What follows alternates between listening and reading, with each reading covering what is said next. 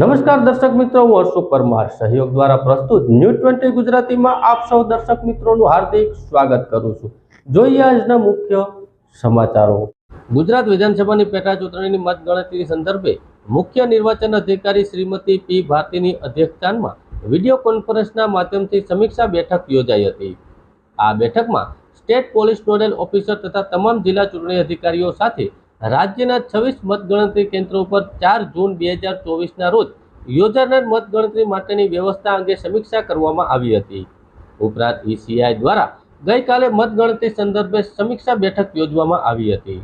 રાજ્યના તમામ મતગણતરી મથકોએ આવશ્યક તૈયારીઓની પૂર્ણ કરી દેવામાં આવી છે એમ કહીને શ્રીમતી પી ભારતીએ જણાવ્યું હતું કે 4 જૂન 2024ના રોજ સવારે 8 વાગે સમગ્ર રાજ્યમાં 26 મતગણતરી કેન્દ્રો પર શરૂ થશે। આણંદ લોકસભા મત વિસ્તારમાં 2 મતગણતરી કેન્દ્રો જ્યારે અન્ય તમામ લોકસભા મત વિસ્તારના એક મતગણતરી કેન્દ્રો પર એકે સાથે મતગણતરી શરૂ કરવામાં આવશે। ઉપરાંત એણે એ પણ જણાવ્યું, સમગ્ર કાઉન્ટિંગ પ્રોસેસ માટે 56 કાઉન્ટિંગ ઓબ્ઝર્વર્સ, 30 ચૂંટણી અધિકારી અને 180 મદદનીશ ચૂંટણી અધિકારી ફરજ બજાવશે। ઉપરાંત અંદાજે 614 વધારાના મદદનીશ ચૂંટણી અધિકારીઓને પોસ્ટલ બેલેટ અને electronic transmitted postal ballot system માટે જવાબદારી સોંપવામાં આવી છે અને 2 જૂન સુધીમાં મતગણતરી માટેના તમામ ઓબ્ઝર્વર્સ સ્થળ ઉપર જ હાજર રહેશે। જૂનાગઢ જિલ્લાના કલેક્ટર અનિલ કુમાર રાણાવસિયાએ આગામી ચોમાસાને અનુલક્ષીને પ્રી મોન્સૂન કામગીરીની સમીક્ષા કરી હતી। ખાસ કરીને તેમણે ભારે વરસાદની સ્થિતિમાં પહોંચી વળવા માટે પૂર્વ આયોજન કરવા માટે જરૂરી માર્ગદર્શન અને સૂચનાઓ આપી હતી। જિલ્લા કલેક્ટર કચેરી ખાતે મળેલી આ બેઠકમાં અનિલ કુમાર રાણાવસિયાએ વરસાદના પાણીમાં કુદરતી વહેણથી સાફ સફાઈ સમસ્યા પૂર્ણ કરવા માટેની સૂચના આપી હતી। ઉપરાંત કોઝવે સહિતના સ્થળો લોકોને પાણીના પ્રવાહ વિશે જાણકારી મળી રહે તે માટે જરૂરી સૂચનાઓ સાથેના સાઇન બોર્ડ લગાડવા માટે પણ સંબંધિત અધિકારીઓને સૂચનાઓ આપવામાં આવી હતી। સિંચાઈ વિભાગ દ્વારા તારીખ 1 જૂનથી ફ્લડ સેટ કાર્ય કરવામાં આવશે। આ બેઠકમાં સંબંધિત પૂર કે આપત્તિની સ્થિતિમાં સામનો કરવા માટે મહાનગરપાલિકા ગ્રામ પંચાયત કક્ષાએ જરૂરી પૂર્વ તૈયારીઓ અને આયોજન કરવા માટેનું માર્ગદર્શન આપવામાં આવ્યું હતું। ઉપરાંત જર્જરિત મકાનો ખાલી કરવા માટે નોટિસ આપવાની માંડે અન્ય જરૂરી પગલાં લેવા માટેના નિર્દેશો પણ આપવામાં આવ્યા હતા। ઉપરાંત જિલ્લાની સ્કૂલ, કોલેજો, હોટલ, હોસ્પિટલ સહિતના સ્થળોએ ફાયર સેફટી માટે જરૂરી પગલાં લેવા માટે સંબંધિત અધિકારીઓને સૂચનાઓ આપવામાં આવી હતી।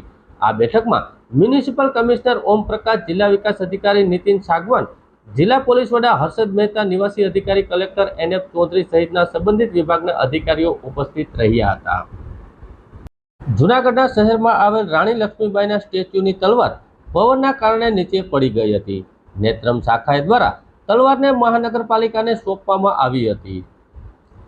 જૂનાગઢ શહેરના સરદારબાગ નજીક ઝાંસીના સર્કલ પાસે ઝાંસીની રાણી લક્ષ્મીબાઈનું સ્ટેચ્યુ આવેલું છે, જ્યાં સમાચારોના માધ્યમથી જાણવા મળ્યું હતું કે ઝાંસીની રાણી લક્ષ્મીબાઈની તલવાર ગુમ થઈ છે।